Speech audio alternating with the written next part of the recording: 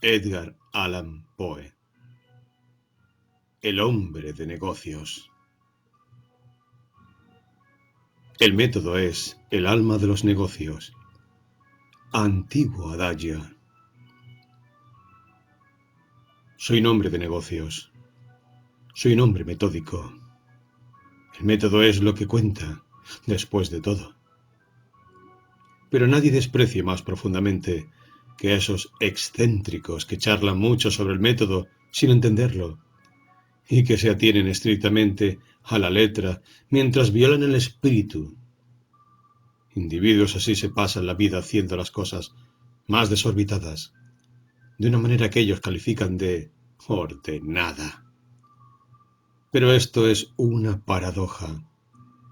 El verdadero método pertenece tan solo a lo que es normal, ordinario y obvio. Y no se puede aplicar a nada autre. ¿Acaso sería posible referirse a una nube metódica o a un fatuo sistemático? Mis nociones sobre ese punto podrían no haber sido todo lo claras que son, de no mediar un afortunado accidente que me ocurrió en la infancia.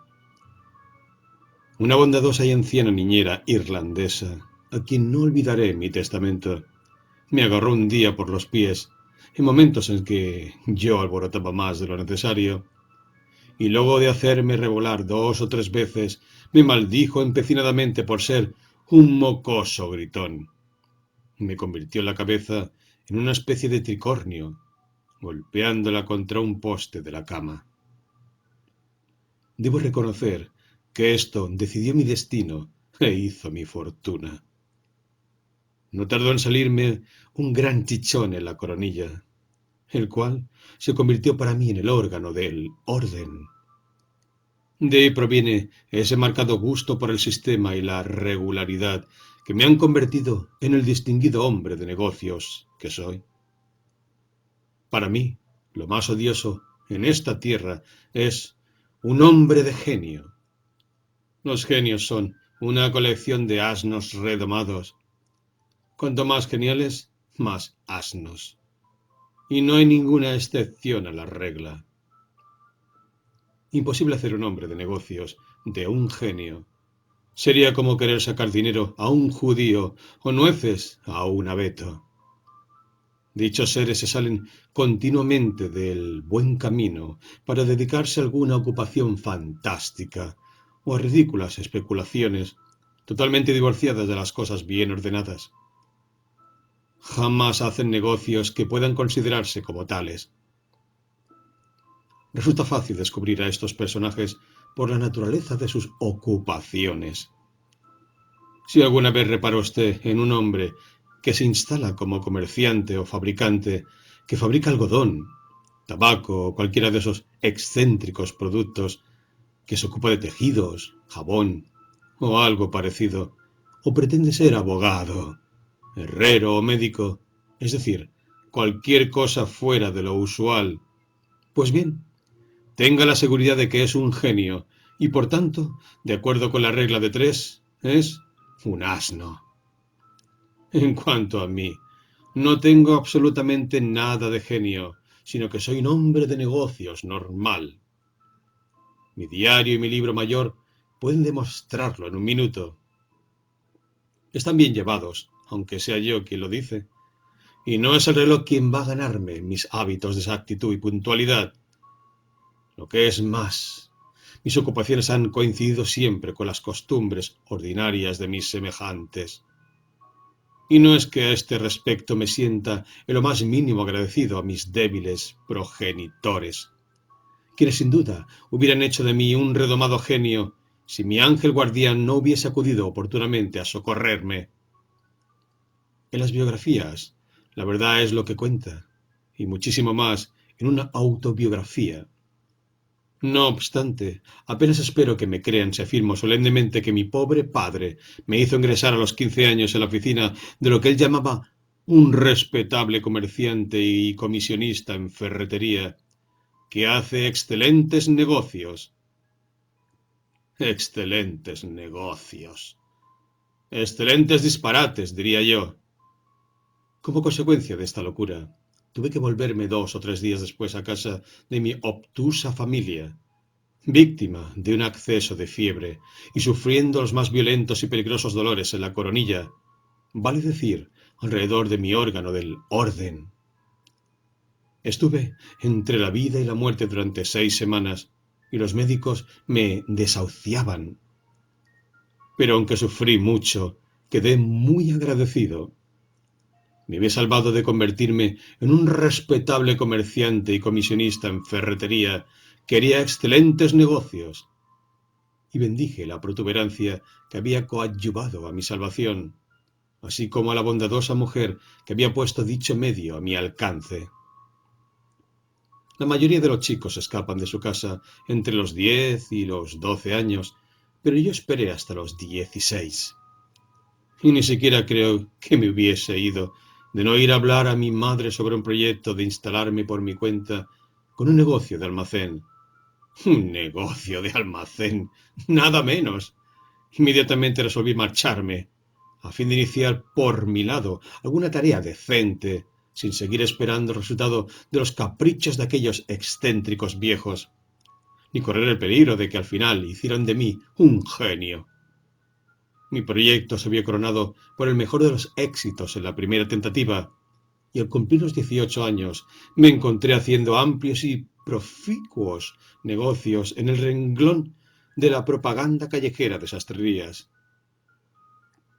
Las onerosas tareas de mi profesión solo podía llevarlas a cabo gracias a la rígida fidelidad a un sistema que constituía el rasgo distintivo de mi inteligencia. El método escrupuloso caracterizaba tanto mis acciones como mis cuentas. En mi caso, no era el dinero, sino el método quien hacía al hombre, por lo menos aquello que no hacía el sastre que me empleaba. Todas las mañanas, a las 9, me presentaba para que éste me entregara las ropas del día. A las 10, ya me hallaba en algún paseo de moda o lugar frecuentado por el público. La precisión y regularidad con que hacía girar mi elegante persona, a fin de mostrar sucesivamente cada porción de mi vestimenta, era la admiración de todos los conocedores del oficio. Jamás llegaba al mediodía sin que regresara con algún cliente a la sastrería de los señores Corte y Vuelva. Lo digo orgullosamente, pero con lágrimas en los ojos, pues aquella firma se condujo conmigo de la manera más ingrata. La moderada cuenta por la cual disputamos para finalmente separarnos no puede considerarse en modo alguno excesiva. No lo pensarían si aquellos que conocen a fondo la profesión. De todas maneras, siento tanto orgullo como satisfacción al permitir que el lector juzgue por sí mismo. He aquí cómo estaba redactada mi cuenta. Señores Corte y Vuelta, sastres, deben a Peter Profit, anunciador callejero. Julio, paseo como de costumbre y regreso con un cliente.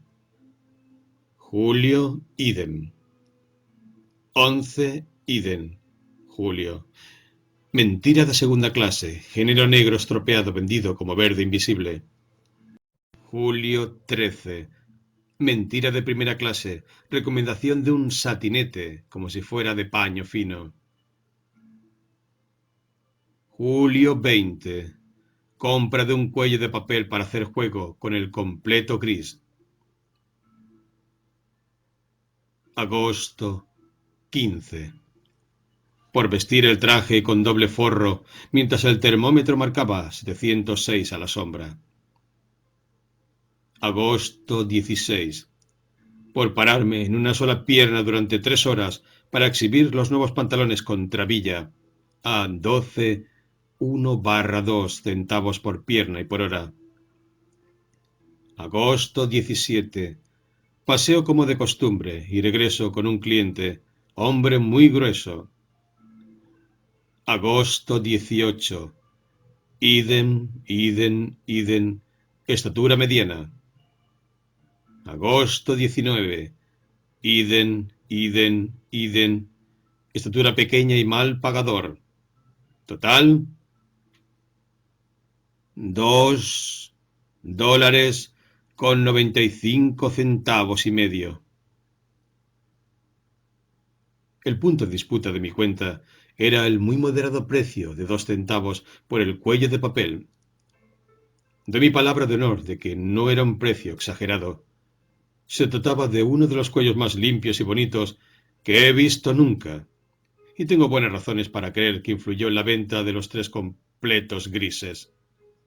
Sin embargo, el socio principal de la firma solo quiso pagarme 1 centavo, tomando a su cargo la demostración de cuántos cuellos podían obtenerse con una hoja de papel de oficio. Inútil señalar que existí en el principio de la cosa. Los negocios son los negocios y deben ventilarse como corresponde. No alcanzaba a distinguir ningún sistema en el hecho de que me estafaran 1 centavo, un evidente fraude del 50%, y mucho menos un método. Abandoné de inmediato el empleo de los señores Corte y Vuelta, instalándome por mi cuenta en el negocio del mal de ojo, que es una de las ocupaciones ordinarias más lucrativas, respetables e independientes. También aquí entraron en juego mi estricta integridad, economía y rigurosas costumbres comerciales. Pronto me encontré en plena prosperidad y no tardé en ser muy conocido y señalado. La verdad es que jamás me metí en negocios sensacionalistas, sino que me atuve a la antigua y excelente rutina de la profesión, en la cual seguiría actualmente, de no ser por un pequeño accidente que sobrevino en el curso de una de las operaciones habituales de la misma. Toda vez que un avaro rico o un heredero manirroto o una sociedad en bancarrota se decide a construir un palacete, no hay en el mundo mejor cosa que impedir que lo hagan. Y toda persona inteligente sabe cómo arreglárselas para ello. En realidad, esta intervención constituye la base del mal de ojo como profesión. En efecto, tan pronto como alguna de las partes nombradas proyecta levantar un edificio, nosotros, los hombres de negocios, adquirimos un bonito rincón del lote donde van a edificarlo, buscando quedar situados frente al mismo o al lado. Hecho esto, esperamos hasta que el palacio anda ya por la mitad, y entonces pagamos a un arquitecto de buen gusto para que nos levante a nuestra vez una cabaña de barro sumamente decorativa, o una pagoda oriental u holandesa, o un chiquero, o alguna fantasía ingeniosa, sea esquimal, kickapú o hotentote. Como es natural, no podemos consentir en demoler dicha construcción por menos de un precio superior en un 500% al de nuestro lote y material de construcción. ¿Cómo podríamos proceder de otro modo? Lo pregunto a los hombres de negocios. Sería irracional suponer semejante cosa, y sin embargo, no faltó una sociedad de aventureros que me pidió que lo hiciera. A mí, nada menos. Ni qué decir que ni siquiera contesté a tan absurda propuesta, pero aquella misma noche consideré de mi deber cubrir el frente de su palacio con un negro de humo. Aquellos irrazonables villanos me metieron en la cárcel, y cuando salí, las personas vinculadas con el negocio del mal de ojo se vieron forzadas a interrumpir sus relaciones conmigo. El negocio de asalto y agresión, en el cual me vi forzado a aventurarme a fin de ganar el sustento, no se adaptaba muy bien a mi delicada constitución, pero de todos modos lo tomé de buen grado y me vi protegido, como antes, por los severos hábitos de metódica precisión que me había inculcado aquella excelente nodriza. Por cierto que sería el más vil de los hombres si no la tuviera en cuenta en mi testamento. Observando, repito, el sistema más estricto en todas mis operaciones y llevando mis libros con mucho cuidado, pude superar grandísimas dificultades, estableciéndome por fin de manera muy cómoda en la profesión. Estoy seguro de que pocas personas han tenido un negocio tan agradable como el mío. Copiaré 1 o 2 páginas de mi diario, lo cual me evitará hablar en especial de mí mismo, condenable práctica la cual no se rebaja ningún hombre de altas miras. El diario, en cambio, no miente nunca. 2 de enero. Vi a Snap en la bolsa. Me le acerqué y le pisé los pies. Cerró el puño y me tumbó al suelo. ¡Excelente! Volví a levantarme. Tuve una ligera dificultad con Bach, mi abogado. Quiero $1000 de indemnización, pero insiste en que por un mero puñetazo no conseguiremos más que 500. Memorándum. Debo quitarme de encima Bach. Carece de sistema. 3 de enero. Fui al teatro en busca de Groove. Lo vi en un palco de la segunda fila, entre una dama gruesa y otra delgada. Los estuve mirando con los gemelos hasta que la dama gorda enrojeció y dijo algo a G. Entré entonces en el palco, poniendo la nariz al alcance de la mano de G. No me quiso tirar de ella. Me soné e hice otra tentativa. Nada. Me senté entonces y me puse a guiñar el ojo a la dama flaca hasta tener la satisfacción de que G me agarrara por el cuello y me tirara a la platea. Dislocación de cuello y pierna derecha completamente astillada. Volví a casa contentísimo. Bebí una botella de champaña y asenté mis libros al joven Groove por la suma de $5000. Bach dice que todo saldrá bien. 15 de febrero. Llegué a un acuerdo con el caso de Mr. Snap. Ingreso consignado, 50 centavos. Ver libros.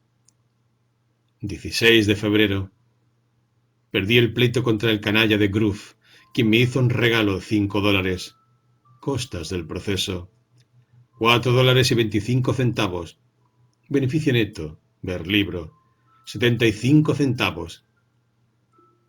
Pues bien, en un periodo tan breve, puede verse, por lo que antecede, que había obtenido un beneficio de $1.25, nada más que en los casos de Snap y Groove. Por lo demás, aseguro solemnemente al lector que estos extractos han sido tomados de mi diario al azar. Un viejo y muy cierto adagio afirma, sin embargo, que el dinero no es nada al lado de la salud.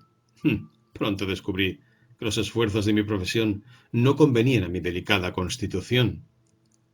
Cuando no me quedó hueso sano en el cuerpo y mis amigos, al encontrarme en la calle, no se atrevían a asegurar que yo fuera Peter Profit en persona, se me ocurrió que lo mejor era cambiar de negocio. Consagré por tanto mi atención al barrido de las aceras y me dediqué al mismo durante varios años. Lo malo de esta ocupación está en que demasiadas personas se aficionan a ella y la competencia se vuelve excesiva. Cualquier ignorante que no tiene inteligencia en cantidad suficiente como para abrirse camino como anunciador callejero, en el mal de ojo o en el asalto y agresión, piensa que le irá perfectamente como barredor de aceras. Pero nunca hubo idea tan errónea como la de creer que para este negocio no hace falta inteligencia. Y sobre todo, que en él se puede prescindir del método.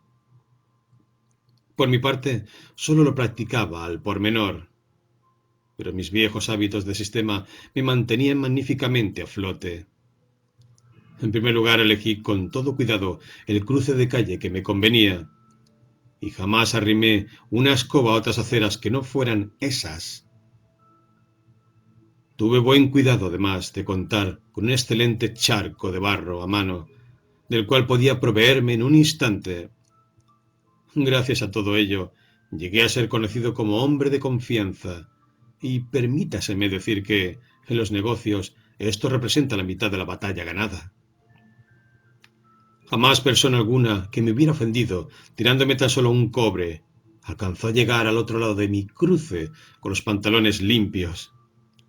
Y como mis costumbres comerciales en este sentido eran suficientemente conocidas, nunca me vi sometido al menor abuso. De haber ocurrido así, no lo habría tolerado.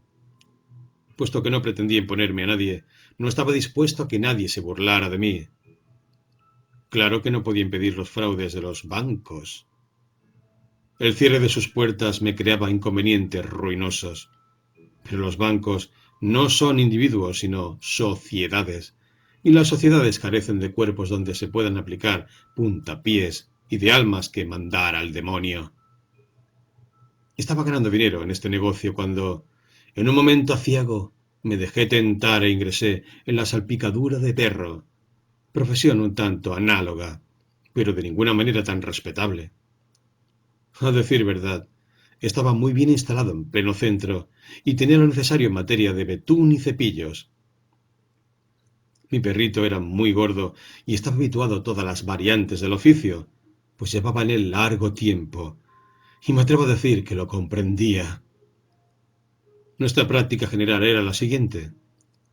Luego de revolcarse convenientemente en el barro, Pompeyo se instalaba en la puerta de la tienda hasta ver a un dandy que venía por la calle con los zapatos relucientes. Se acercaba entonces y se frotaba una o dos veces contra él. Como es natural, el dandy juraba abundantemente y luego miraba en torno en busca de un lustrador de zapatos. Y allí estaba yo, bien a la vista, con betún y cepillos. El trabajo solo tomaba un minuto y su resultado eran 6 centavos. Esto me bastó por un tiempo. Yo no era avaricioso, pero en cambio mi perro sí lo era. Le cedía un tercio de los beneficios hasta que le aconsejaron que pidiera la mitad. Imposible tolerar semejante cosa, de modo que, luego de discutir, nos separamos. Por un tiempo ensayé la profesión de organillero y debo admitir que me fue bastante bien.